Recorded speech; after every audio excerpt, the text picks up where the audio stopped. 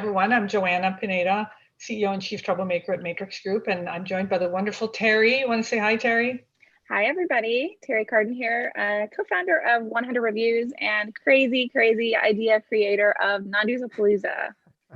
And we are also joined by Brian Clark, who is from Matrix, and Leah Monica. Brian is Director of Strategic Partnerships and Leah is Director of Marketing.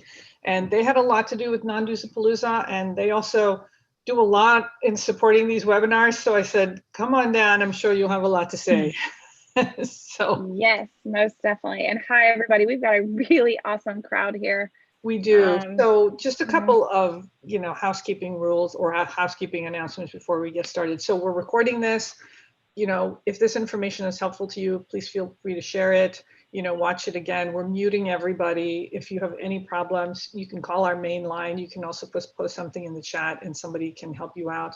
You can submit questions via the chat in Zoom and we'll be monitoring that. I tell you, I don't know how Teri does it. Somehow she manages to talk and monitor the chat and respond to the chat. So seriously, you're like 3 people, Teri.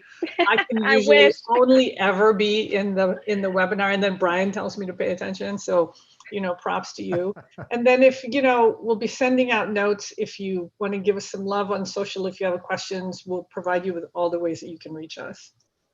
Yep, and the line is open for chat and for Q&A, and we might just pick on you like we picked on Michael and bring you on there at the end to share your story.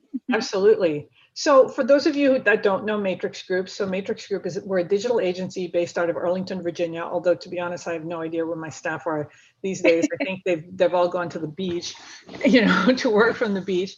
But really, we've devoted our lives to working with associations to help them solve their problems, really increase membership, raise increase revenue, which is why Dues-a-Palooza was so important to us, communicate well with their different audiences. And often our clients say, look, we've got a really horrendous back office, an AMS that doesn't work or systems that don't tie together. So those are some of the problems that we solve. Here are our services. I won't spend any time on them. You can look at these. Today, we're going to be talking about virtual meetings. We're going to be talking about Dues-a-Palooza, which we were so excited that Teri decided to host on the BeSpeake platform. Here are other services. All right, we've been in business 20 years, so you can imagine we've done our share of website redesigns, content management system implementations. We have our own AMS, and we're known as a big integrator of systems, and we're known for making things beautiful.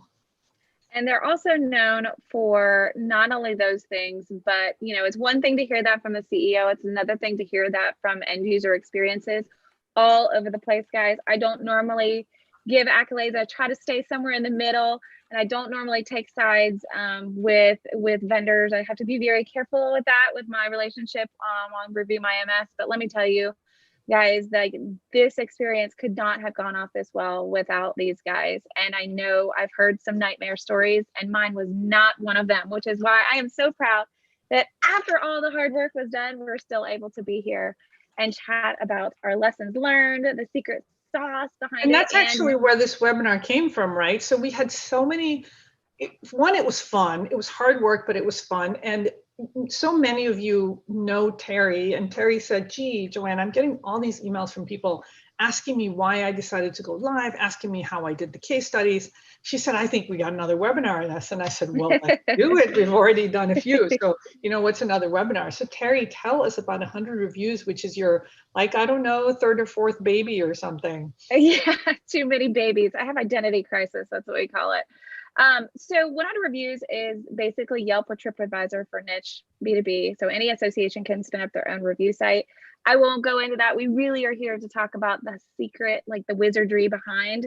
But know that 100 Reviews is a non-dues revenue generator for associations. And that's really what compelled me to pull together Dues-a-Palooza, which is an event that brings association people together with consultants and other product and service providers to create non-dues revenue, new opportunities in the world.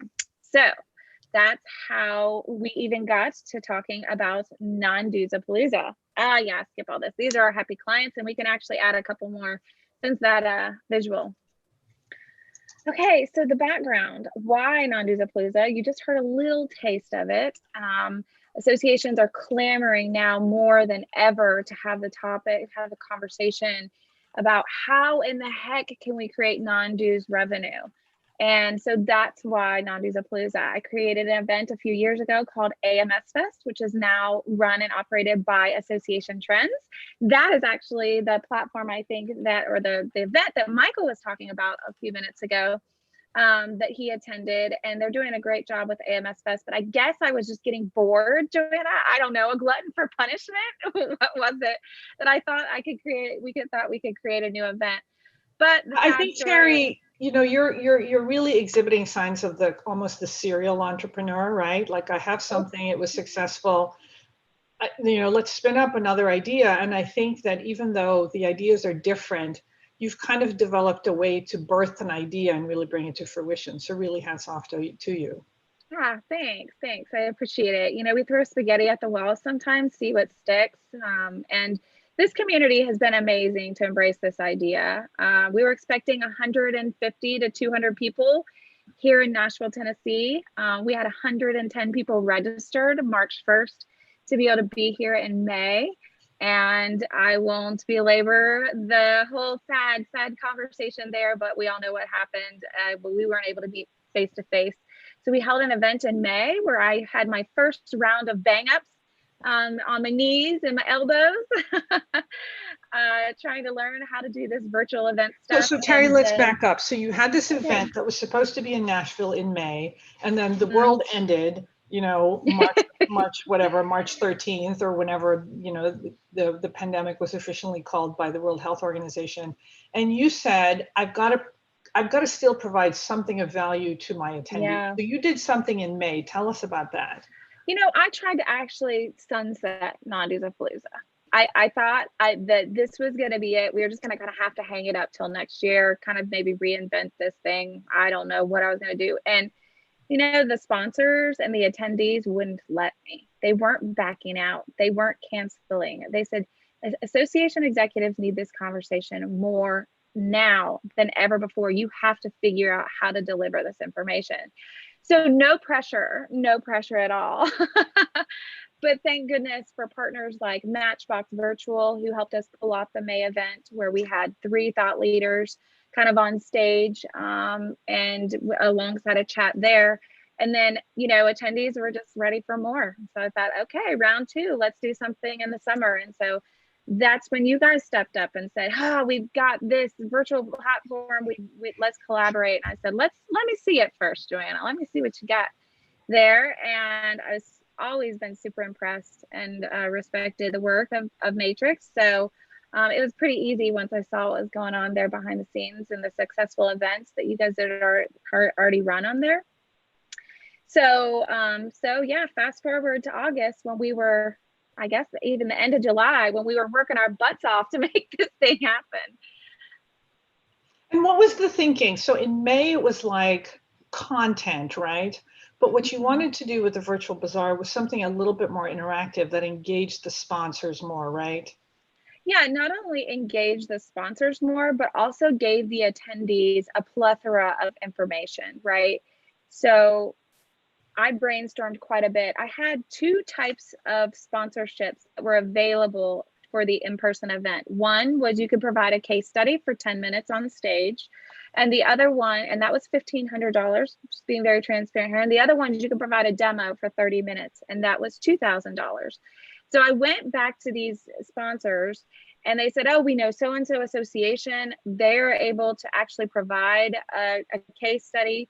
And then I had other people that had come to me and shared their non-dues revenue case studies. So it was a big conglomeration of the sponsors that were involved, in addition to the other non-dues revenue, you know, superhero stories that I had tapped into from between May and August.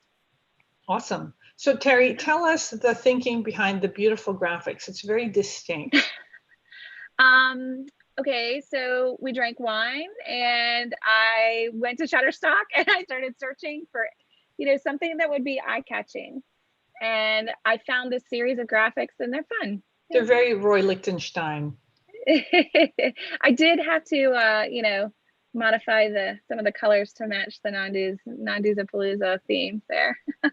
Yeah, so for those of you who didn't attend, Non-Dues-a-Palooza was, and maybe, I don't know if we have the schedule up here, It ended up being a 2-day conference from 2 to 5 each day. And we'll show you the schedule. It was a mix of the case studies plus demos with the sponsors, and then a social event at the end of each day. So yeah, so we'll show you the schedule in a second, but pre-conference, there was a whole lot that went into this, right? Yeah, so here's some of the kind of the real juice behind the situation is, as I started getting closer to this event and we had planned out this was going to be 2 days, there were about 25 to 30 people that were involved, whether it was for case studies or if it was sponsor or it was staff, or there were about 30 people involved across the board. And so it became quite the beast to try to manage. For those of you who are like, oh, 30 people, Teri, that would have been so easy. We handled 300 people or 3,000 people. I'm bowing to you right now because even just managing 30 people or, and those relationships, it's a little bit tough. And so about 6 weeks out, I was like, I can't wrap my head around the project management that's going along with this. And I need to get this all on paper. I got to find somebody that can help me with this. So I went out to my network and I said, who in the heck can help me with the project management for the next, 6, 8, 10 weeks? And I had a dear colleague and friend, Elizabeth Cordillo, step up and she's like, heck yeah. And if it weren't for her, if it weren't for me just going out and asking for help, you guys can only do so much on your end, on the event side. We've got to handle it over on our side with the communications and all of the back and forth with the sponsors and exhibitors and the speakers. So there's just a lot that goes into it. Don't be fooled that a virtual event and that you want to pull off into a virtual experience is easy to do, folks, because it's not. And I'm not trying to pat myself on the back for getting a big job done, but it was way more daunting, especially at that about 8-week mark out, than I was expecting. So. And I think that's one of the lessons, right? Like, especially if it's new, give yourself a little bit of time to plan the experience. I also think that one of the things that we did was really map the experience. And there were a lot of, and I think this was done well. There were a lot of, well, should we change this? Should we change that? What do you think about this? I think that there isn't a formula yet for how virtual meetings should go. I think there's still a lot of experimentation that should be happening. So I guess for me, the lesson here is don't take the schedule from your in-person meeting and then slap it into a virtual environment and think that it's going to work. I actually saw the schedule for one client and I said, oh, wow, like there's no breathing room in this schedule. Like I don't have time to like go to the bathroom. We have got to do something here. The other thing is, when we go over the schedule, Teri, at one point we were like, wow, this is a lot of watching. So how can we, create some interactivity? So I think those are some of the lessons. The other thing is, when you get really close to the event, you've got to have dedicated people really devoted to this. So Elizabeth was amazing. We would say, Elizabeth, we need the privacy policy. We got it. Elizabeth, if we need the, whatever it was, we need like the bio and the headshot for this person because somehow we missed it. Like, she got it. And then by the same token, like we had dedicated people as well. I had a conference manager who was like doing nothing but eyes on this event, so that then when Elizabeth or Teri needed something, we can be responsive. So I think the lesson there is like on both sides, you really need some dedicated folks, particularly close to the event. Yep, absolutely. And in that teamwork, right? You need to commiserate together because you can't help it. This is a high stress situation, but at the same time, you need to celebrate. And that's where the spinach is going to come in a little bit later, guys. So some of the earlier communications that I did around Dues-a-Palooza, here's just a couple of questions. I would actually ask the attendees every week. There was a weekly question of the week going out. And I would ask them a question that might relate to some kind of content that I wanted to know from them, like, or what I need to find out what they wanted to hear. And, I would ask them some other questions about like, okay, are you going to travel, as you can see? Or, do you, like, I was also kind of, as you can see here from this other question, do you currently work with non-dues revenue, vendors that you want to share with everybody else, So I really made an effort to try to make some of the communications ahead of time, to give people an engagement and useful resource ahead of time as well. This is actually a whole web page full of questions that I've asked this community that have responded. And then you want to know, like, what are your fellow attendees feeling, you know, and you might want to ask us something specifically to this community too. And they had the permission to reach out to me to ask a question to the community. And this was also available to sponsors. So sponsors could actually ask a question of the non-Dues-a-Palooza community. Maybe it was specifically about payment processing and non-dues revenue. Maybe it was specifically about virtual events or sponsor models, you know. And so I got to learn a lot just by tapping into the community ahead of time. So Teri, and the format here was that once a week you sent an email to all the registered attendees, just kind of saying hello, we're looking forward to seeing you, and then asking a question. And I thought that it was a really effective way to keep people excited about the event and looking forward to it. Yeah, and it kept it kind of top of mind, like, oh yeah, I can't forget non-Dues-a-Palooza Virtual Bazaar is coming. Like, oh yeah. And it was also an added way for me to put content in front of them. So like if I had something else going on, like something had been added to the website or I'd updated the schedule or something along those ways, it was just an added way for me to also get that in front of that audience. Yeah, so I really think that I use Prop Fuel for this as an engagement tool, but I really think even just a simple, you know, tapping into the audience, you know, once a week, the weeks leading up to it could really be informative for you and for sponsors and for other people involved. Teri, there's another thing that you did that I thought that was really effective was you held a couple of almost like town hall meetings with your sponsors, where it was like an open town hall. I think you held 2 of them. One was, hey, here's, you know, like, what do you think we should be doing? And then the second was, here's what I think we're doing. And I'll tell you, as a sponsor, we felt really appreciated and heard. And I think that's so important to engaging your sponsor so that they stick with you. So I actually had a very sad call with a client today. They said that when they canceled their physical meeting and went to virtual, only 8 out of 100 exhibitors stuck with them. Wow. And just tragic, right? So I'm thinking, oh my God, like, and granted, I think because of the nature of the industry, like people need to see the stuff, but even then, you know, you just think, wow, what are other things that you could be doing to really kind of engage those exhibitors early, right? I had another client that what they did was the CEO called every single sponsor, had a conversation with them, and I think, and like only 2 dropped out. And so I have to imagine that the conversation with the CEO made everybody exhibitors feel really special and loved and appreciated, and made it really hard for them to back out. Right? Yeah, for sure. So, I mean, you bring up a really good point about, you know, this even goes back to, you know, trying to copy paste your in-person event to virtual, you know, and we don't have to go on a whole lot longer than this, but, you know, your virtual sponsors are going to need something different from you than what they would have gotten in person. So you need to ask them 3 questions. You need to ask them one question, which is, what do you want? Do you want leads? Do you want brand awareness, or do you want to be a thought leader? And that's going to tell you what bucket you can basically put them in. So you need to come up with value or benefits that in those 3 buckets, and then put the sponsors in those respective buckets. So for example, for non-Dues-a-Palooza Virtual Bazaar, I knew which sponsors wanted to be the content or the thought leaders, you know, and those were the ones that presented the case studies, or those the ones that interviewed the client for the case study. So, okay, Julie wants me to say those 3 things again. So the sponsors want either thought leadership, to provide content to the community. So we saw it as a thought leader. They want leads, or they want brand awareness. Now, brand awareness is kind of one of those, like, ooh, like, really, who's going to say brand awareness when you could have leads, right?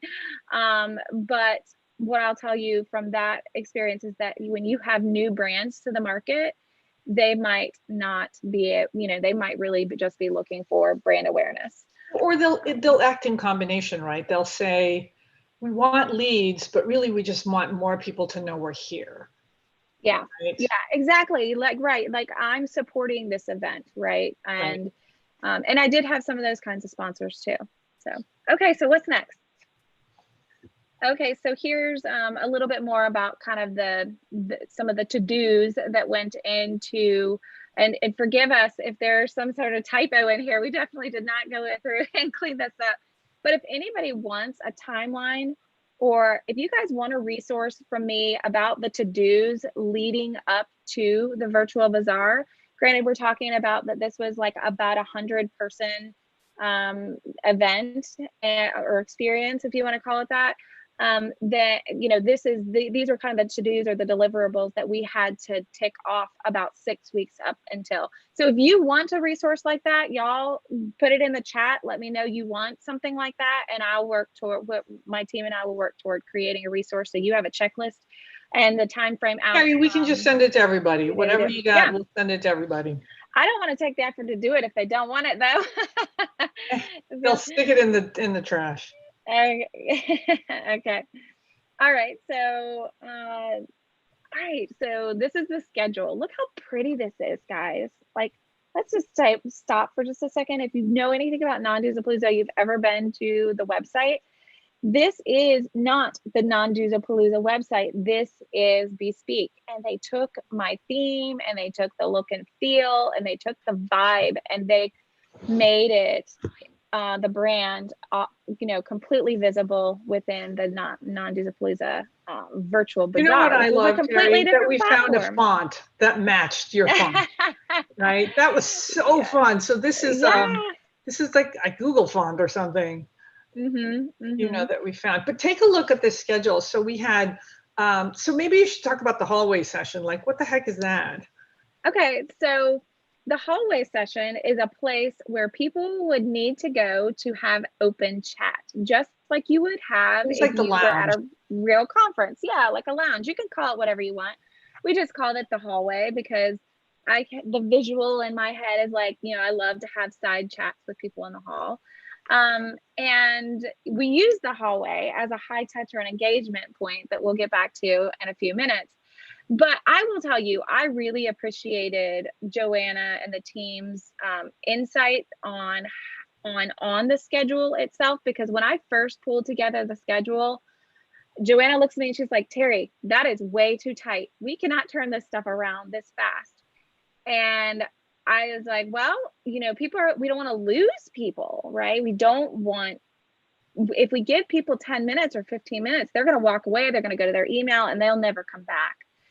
And we've discovered, and I'd love to hear your thoughts on this too, Joanna, but we've discovered a little bit that that's not the case in virtual. They want that time and that space and to have. So some of the things that happen, and it's hard to see here, but see we've got, so the information desk we'll talk about later, we actually had open, it was basically a drop-in video room where people could go in, and we told everybody, please come into the information desk so that you can just check out your tech. Make sure that you can hear, that you can talk, because in the demo rooms that's going to be needed.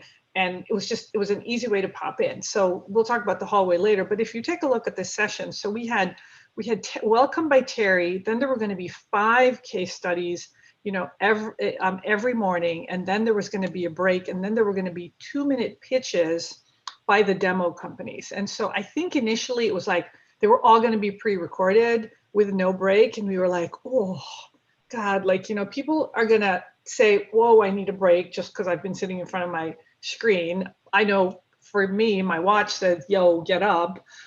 You know, people are going to need a bathroom break. And so we said, look, it's too tight. I think the other thing was we felt like maybe it was too dense. And if it was all pre-recorded, you lose the feeling of why should I be here today, right? That's kind of my thing about, you know, about pre-recorded versus live. And then if you take a look, like this is one day, very tight, a whole lot of content, the welcome, the 5 case studies, the break, the 2-minute pitches, then the demos by the companies, then the wrap up with Teri, then the social event. Believe it or not, it all took place in 3 hours.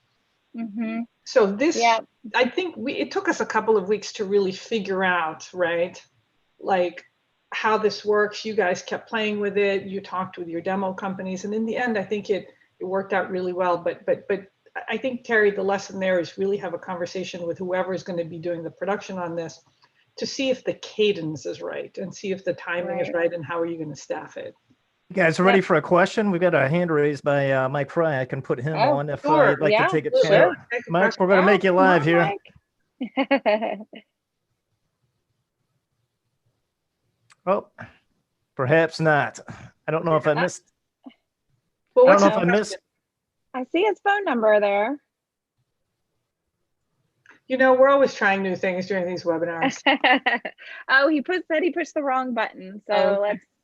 let's see if we can try it again. Okay, so did he have the question? This is fun.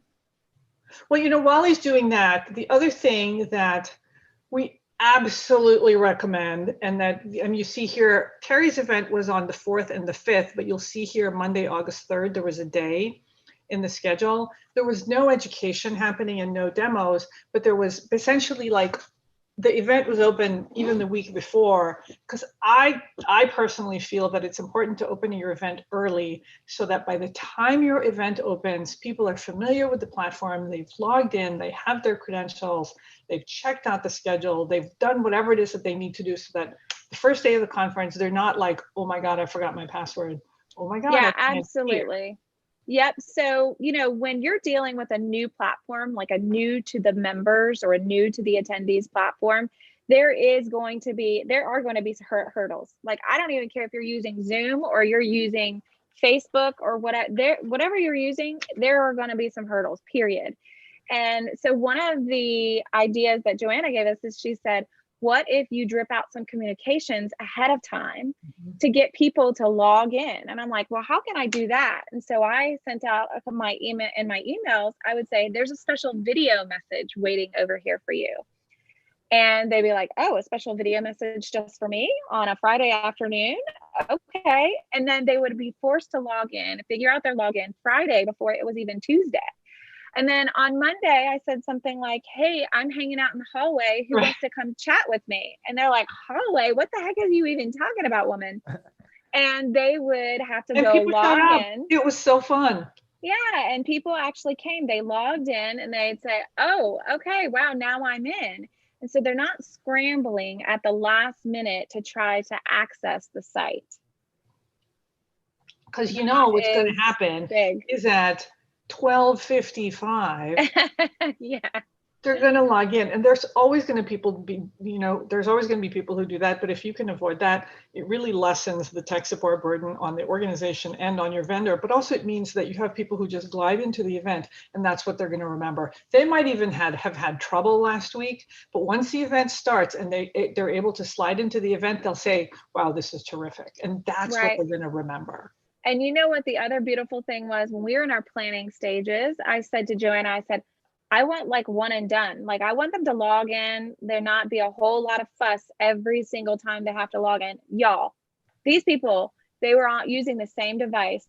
They can come on that hallway on Friday, log in for the first time ever. Yep. Come on Monday, never have to log in. All they do is have to hit the link. They're already there. Yep.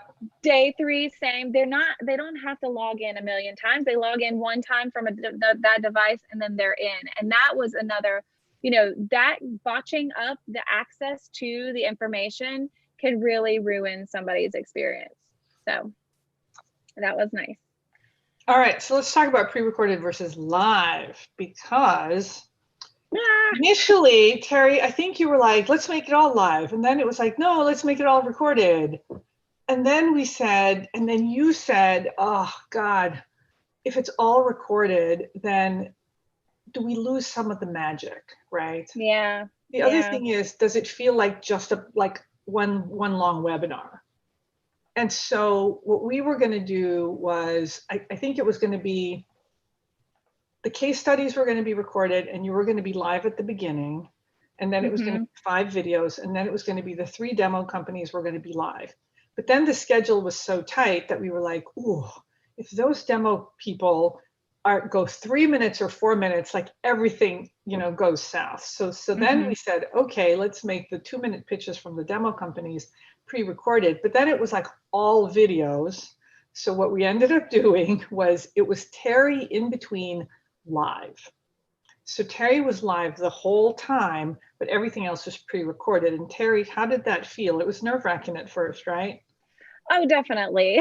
Like for those of you that are journalists or have to step in front of video live, in a PR role or something, like God bless you, because that was a little bit tough. But I want to read an email from somebody that reached out to me after, and he said, blah, blah, blah, really nice things about the thing. He said, in addition, what really stood out to me is someone hosting the overall events and activities. You kept everyone on point moving forward. And I think the act of a face and a voice and a personality of an event is really key. And I think this is what's missing from most of the virtual events I've been on. Lots of them go from presenter to presenter without a common thread of an MC or host. And he was nice enough to say he thought this could be a new gig for me. Oh yeah, okay, let me just throw that in the ring. I'm pimping you out, Teri. Thanks. I agree, because if we had just hit play on those videos, then it would have just been videos. Mm-hmm. Okay. So Susan asked a good question. Do you see that come through? So she says, did you do a test run through and practice, or was it full blown run through or abbreviated? So what we did was we tested the live broadcast. I had scripts that I ran off of. And so I think we even have possibly a picture of my setup. Get off of this picture of me in this red dress. There's this. No, wait. We have this. There. Yeah. So, so you guys can see this is a pretty redneck setup that I had going on here. It was not highly produced, though I have seen many virtual events get pulled off. Teri, I think everyone's living room looks production. Like this. Everyone, like I think Hillary Clinton's living room looked like this when she was talking last night. Yeah, we can only hope. But so it doesn't take a whole lot of high production to still be able to create an environment of people knowing that it feels more like an experience. You can actually see here, like the live broadcast is not on, but I had a live broadcast window, and then I had the window that was actually airing the information. There was about a 10-second delay. Okay, so full disclosure. Yes, and that's the thing about live, right? With Zoom, it's a video, right? But with live broadcast, and the reason we did live broadcast versus Zoom was we wanted a little bit more production, right? Like we wanted some nice transitions. We wanted some nice transitions between like the videos, and we wanted it to feel a little bit more than just like heads in a Zoom. So like you notice, we said, Teri, I think we should see more of you. So it feels a little bit more like Teri's presenting to us. So again, I think we wanted to get rid of the Zoom fatigue a little bit, or overcome it a little bit, so that visually it was different. So anyway. And if we had even more time and I had a creative team, then we could have added all kinds of like labels on that live broadcast. We could have brought in other people. We could have done all kinds of, and it looks like Mike raised his hand again. So if Brian, maybe you want to pull him through. I think it was retracted. Oh, Mike. Mike's trying to get on with us. Yeah. But so I think without further ado, we have to talk about the spinach, right? Okay, so hang on. So let me just, before we get to the spinach, so this is what it looked like when Teri was live, right? So she got on, I guess, a few minutes before it was supposed to start, and she was talking to everyone, and you knew it was live because she was interacting with folks, right? And this was literally live. Like we had a live stream, it went up into the cloud, it was encoded in real time, and then broadcast to folks. And it was a mix of Teri live and playing of the video. The other reason we didn't do Zoom was if you've ever done playing video in Zoom, sometimes it can be choppy, right? So what we wanted was the whole thing to be of nice quality. So that's why we did the broadcast. So if you see here, we see some screenshots. This is like, it's harder to do this in Zoom, right? Because this is Teri basically like introducing the video.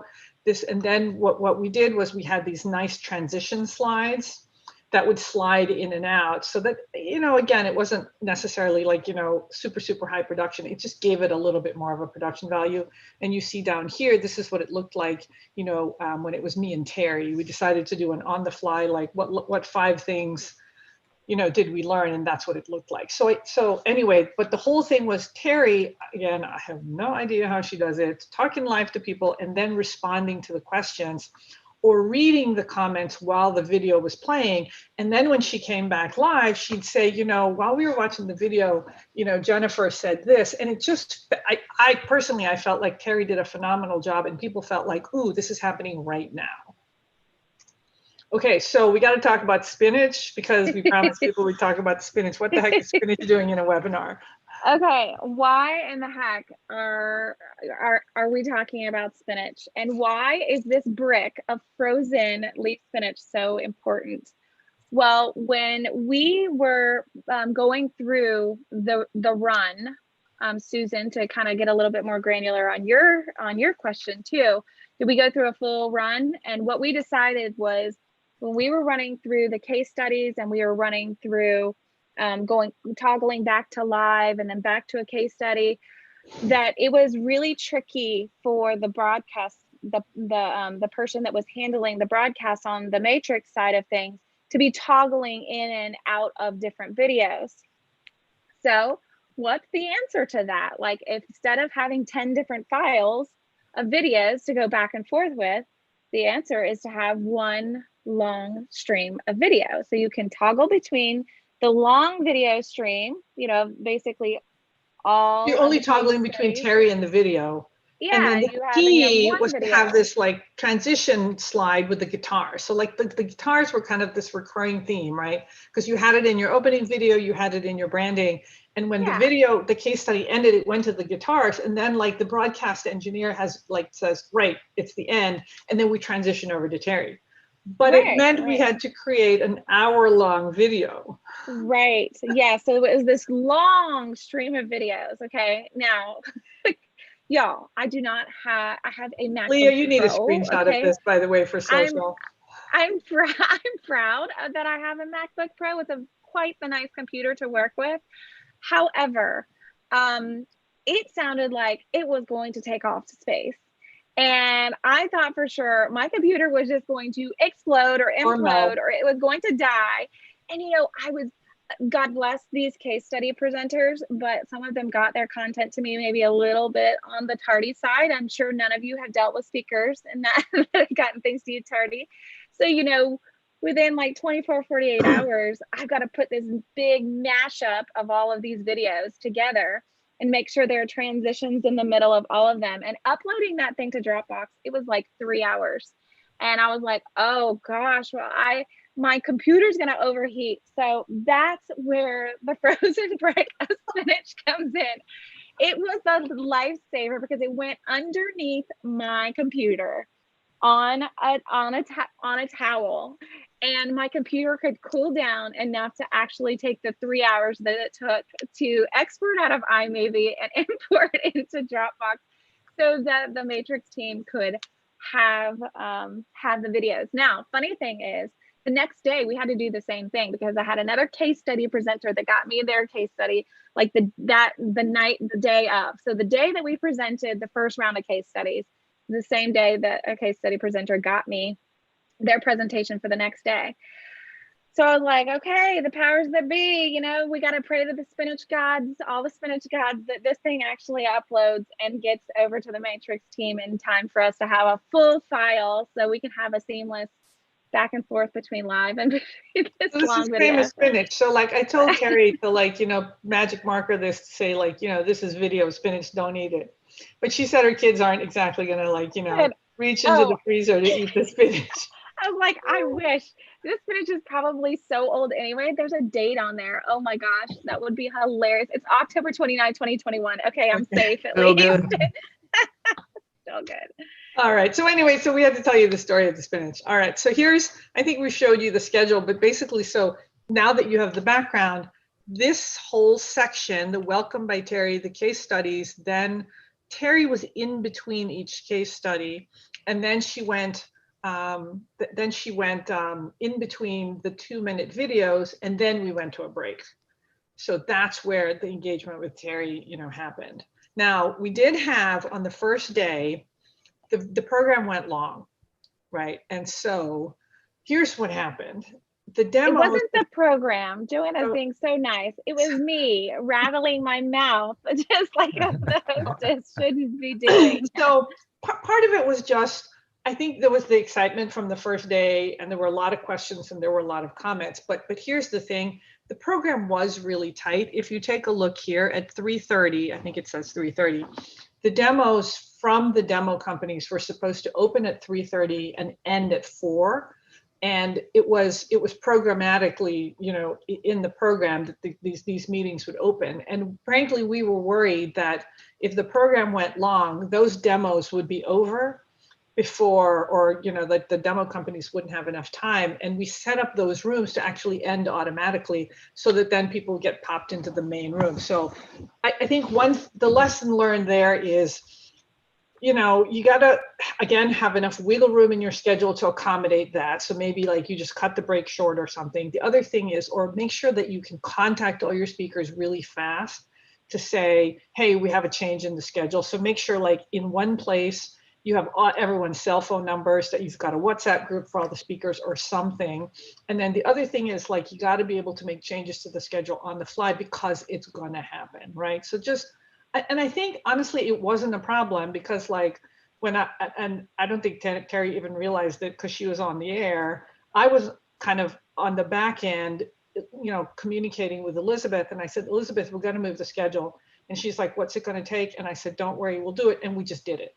Right. So like you need people on the back end who'll just make that decision. So Elizabeth blessed it, and then we were able to do what we needed to do, but have a plan for it.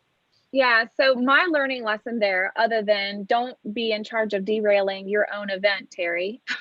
Other than and you that, didn't at all. You didn't at all. You just have to accommodate it. Right. So is that if you're a planner and you're working with your virtual events team, you need to ask them this question. Okay. What happens if the schedule gets derailed? What happens if the internet goes out for 10 minutes and now all of a sudden we're 10 minutes off of our schedule? What happens if the speaker that is live goes extra long? What happens in this, and just say, what is the situation? What are kind of what's the domino effect if something happens and we can't stay on schedule? And that's where the pre-planning, what's the saying? Chance favors the prepared mind. And so when you're having your planning stages, you just want to have that conversation. And you might say like, oh no, it'll never go over. Well, I don't know how many conferences you guys have been to. I mean, even Joanna, you've been to a conference where your entire session was derailed by a keynote speaker. I was at an ASD annual. My entire session was derailed. The general went long, and by the time it ended, my session was over, and like I was done. I never got to speak at annual, and that's the way it goes. Yeah. So we have a couple of questions that are in here too. Before we get to my big bold letters of their do not knock. Teri, did you have to review the case studies before sending over to Matrix? If not, I wonder why not have them send directly to save this extra step. That is a great question, Alethea, and I would love to invite you to be on my team so you can help me combat some of these ideas. That's a great idea. No, I did need to review the case studies as they came in. I was super sensitive to the fact that they needed to be highly rich in content and no sales whatsoever. So, but I think that probably could have been managed a little bit better. That's a great idea. Maybe even a shared Dropbox could help overcome some of those issues. My relationship with Matrix didn't have them doing anything with the content, but I'm sure you guys have services there, Joanna, and you would be able to help like with all the publishing and pulling together of all of that content. So we worked as a team and we worked really fast. So we came up with the best conclusions, but I love that the way of your thinking that you're trying to make us more efficient, and noted. Yeah. So let's talk about engagement, and then I'm watching time. We only have 10 minutes. Okay. So, one thing that I think is important about anything that you do, Teri, is the level of engagement, and you wanted to keep that, right? So we can talk about this really fast. Teri, I think one of the reasons why it's so fun to partner with Teri is you always want your events to have something a little bit special, whether it's the goodie box or the design of the event. And so one of the things that we were spitballing one day, and you said, oh my God, what if people could enter the meeting and there would be something that says something special is going to happen? And I said, I don't know. So I went back to my team and we actually created custom animations for Teri. And if you're interested in seeing them, we'll show you another time. But when you clicked on the horse, you had a 5-second, like it was a beautiful animation, custom animation of like horses galloping across the desert because it was a Western theme. And then it dissolved into Dues-a-Palooza. It was trains, it was a rocket ship rocketing around space, and it went into Earth. And so again, what Teri wanted, her vision was something that makes people sit up and say, ooh, something special is going to happen. I should pay attention. And that's really all that this did. Yeah, this is just for fun. Some people are like, what is this all about? And I'm like, you know what it's about? It's about unexpected touches. You weren't expecting to get to Dues-a-Palooza Virtual Bazaar by way of Cowboy, were you? And that really sort of also sets the expectation that they can't miss anything, right? Because something else is going to happen. Speaking of something else happening, is now a good time to talk about the goodie box? Oh, yes. So I actually have a sample goodie box here with me.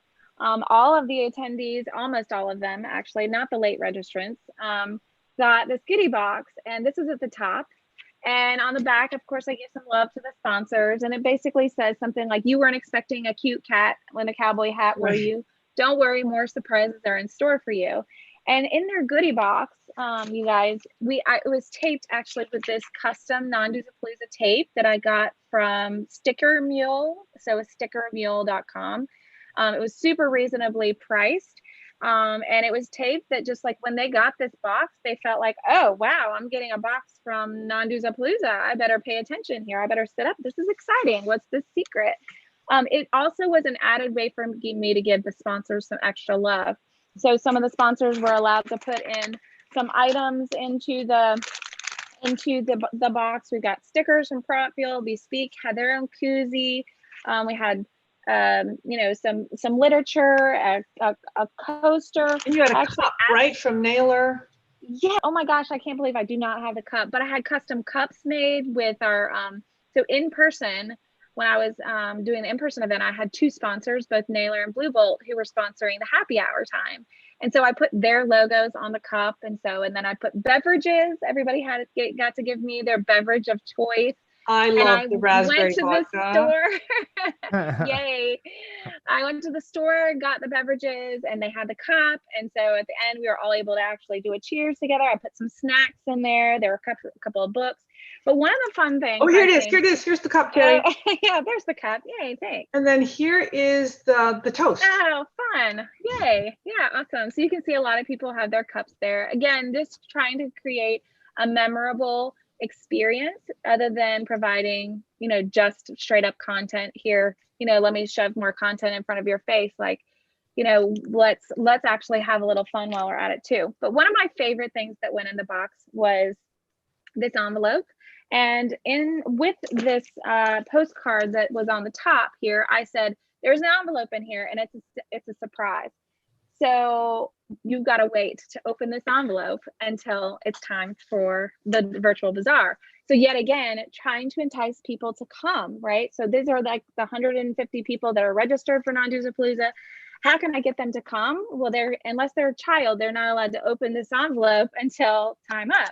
And then at time of, I said, okay, everybody, it's time to open your envelope. And there was this little note in there and it says, we're each one piece of a big puzzle. Write something, or sometime during the event, draw a picture or write a message to your fellow Dues-a-Palooza attendees. Could be funny, encouraging, or of course, bizarre. Please return your puzzle pieces to me in a postage paid return address envelope. And then I had a fun little quote on a bunch of them, all of them too. So I have gotten some of them back, a bunch of them back. It is so fun. I'm getting mail back to myself. Like you guys realize what I did there if I'm feeling lonely? Like, this is a great way to actually get mail to come back to you. So I'm gonna open one. I have no clue what these puzzle pieces are gonna say. You guys are gonna get a look at what the puzzle pieces look like. And then if you guys will entertain me for a second. Oh, these are so fun. Okay, so I don't know who sent this in, but one of them says, live is amazing. Nice. Oh, so cool. Confirming, Joanna, that you said that. And they said, this one says virtual ? Fun ? Question mark. It happened. Nice. That's so Yes. fun. And I've That got is more here. awesome. We can open up at the end because I don't want to forget the other items that we have to talk about too. So this is just a couple of ways that we were able to try to create a virtual experience rather than just another virtual event. One other thing that I'll note that I don't think we have a screenshot of, but I went to Cameo, which is the app that allows you to hire famous people to give messages for you. And I had Meredith from The Office. You guys know the show, The Office. And I had her do a welcome video for everybody. And that was another cool thing is like from day one, I was able to capture, okay, so Meredith from The Office got to welcome everyone on day one. And then that night, I got all of the chat from Joanna and her team. And I got a whole bunch of screenshots from the day. And I was able to compile another video, which was the welcome video for day 2. And so people really got to experience something that was happening kind of in real time and felt hopefully like there was a lot of meaning going into the event itself too. Oh, you're popping over. Okay, fun. So this is actually the video, and it had music that played with it. We can't hear the music, and that's totally cool. But this gives you an idea of. There's Meredith. Yeah. So this is like a little nugget from her video, and so I made this as like kind of an open stream for the attendees, so that they could feel like, oh my gosh, this is what happened on day 1. So it was a lot of fun. And so what else? What else, Joanna? Oh, yeah, sorry. I got to get back to the slides. Do you guys, Leah or Brian, do you have anything to add to those parts of it? It was totally fun working together. It was I can honestly say it was a true partnership. I mean, you kind of talked about it at the beginning, but I mean,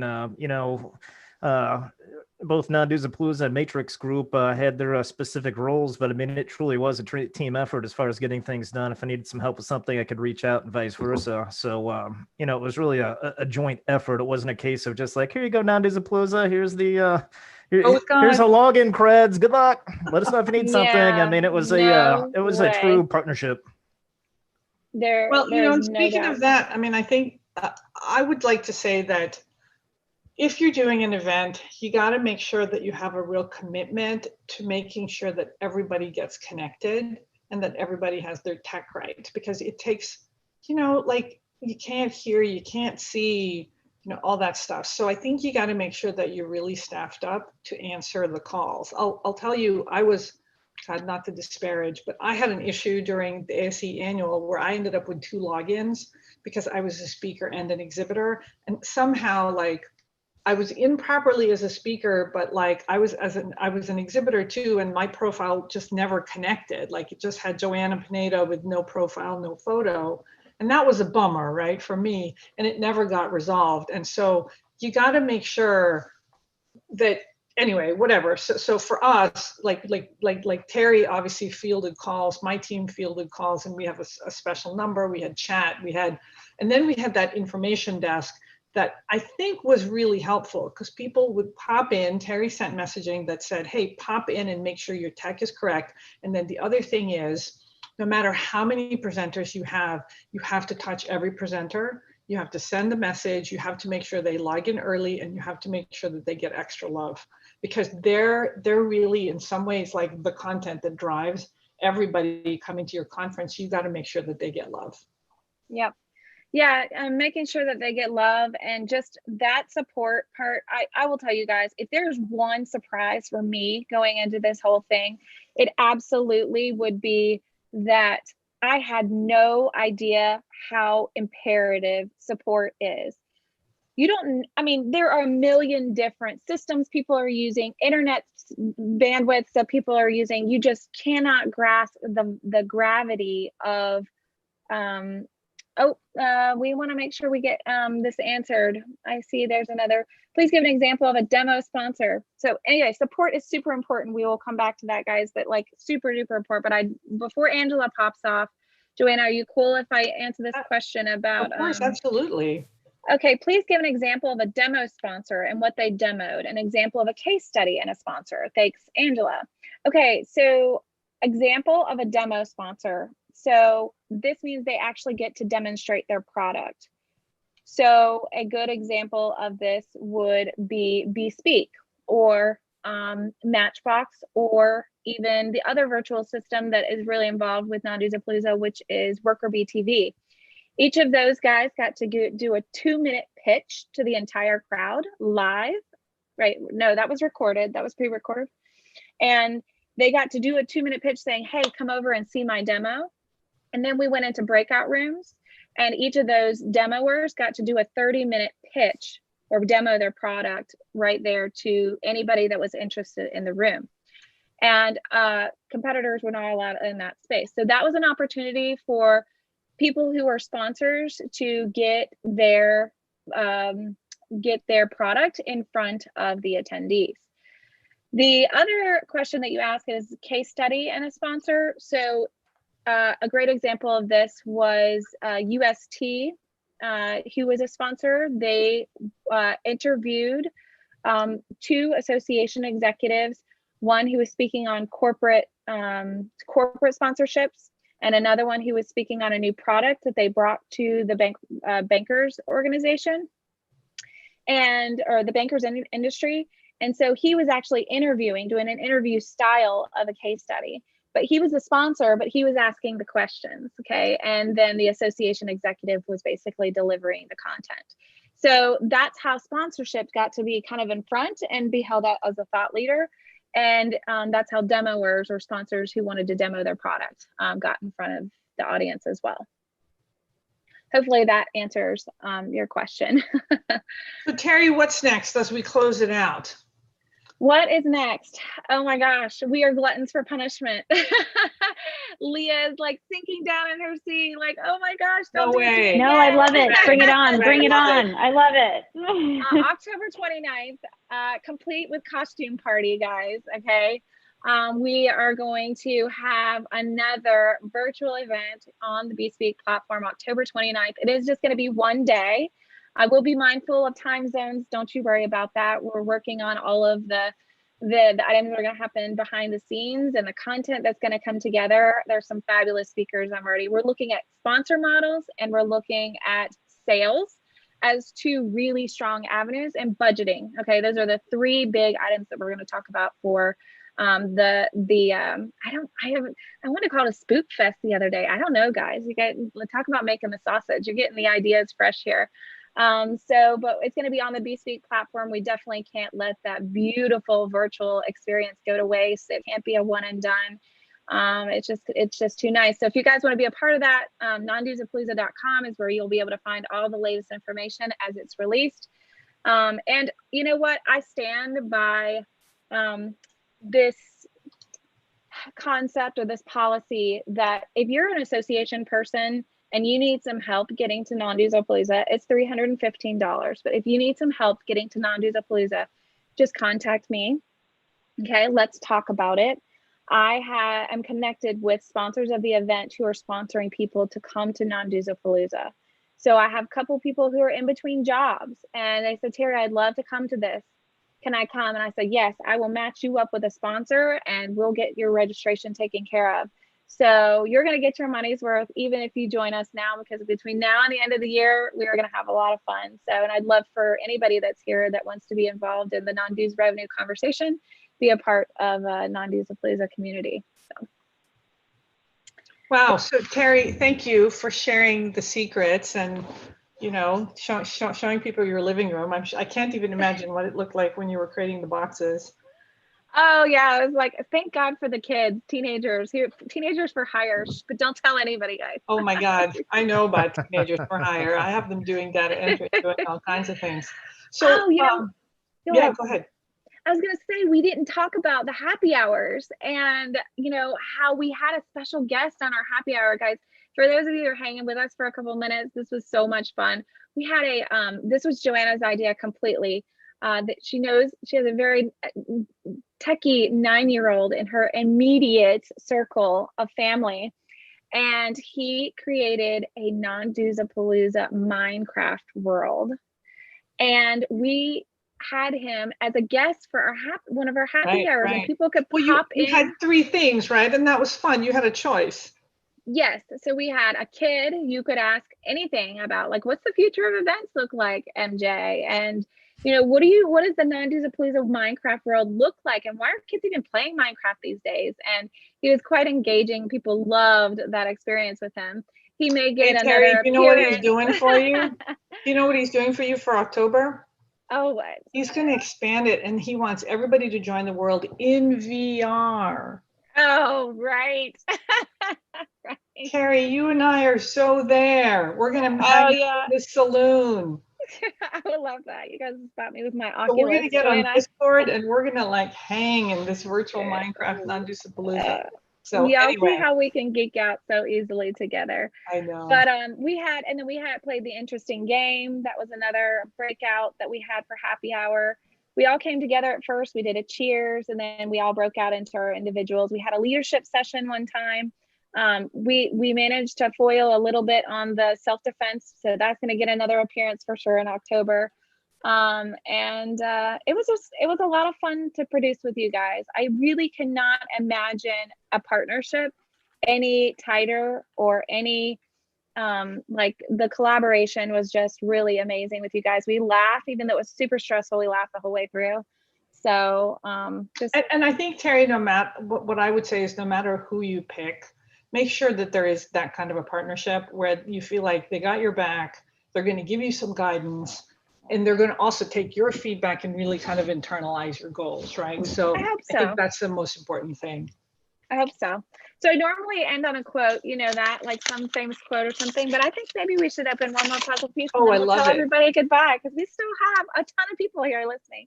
I love this. Okay, so we'll see you next year, and thank you. Oh my God, and they colored it. That is just awesome. Yeah, so that's the idea, right? They were supposed to actually take these puzzle pieces and doodle. It gave them something to do during the event.